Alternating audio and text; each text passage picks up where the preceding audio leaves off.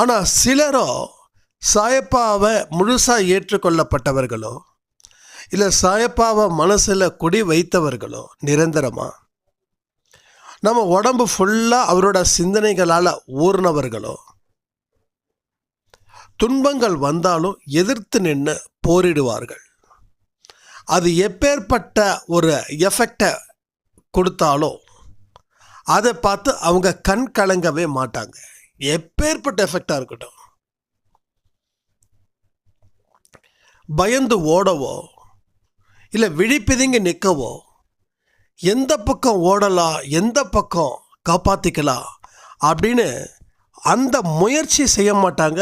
அதை பற்றி 1% கூட நினைக்க கூட மாட்டாங்க. இதெல்லாம் சாயப்பாவை பரிபூரணமாக உணர்ந்தவங்களுக்கான விஷயங்கள்.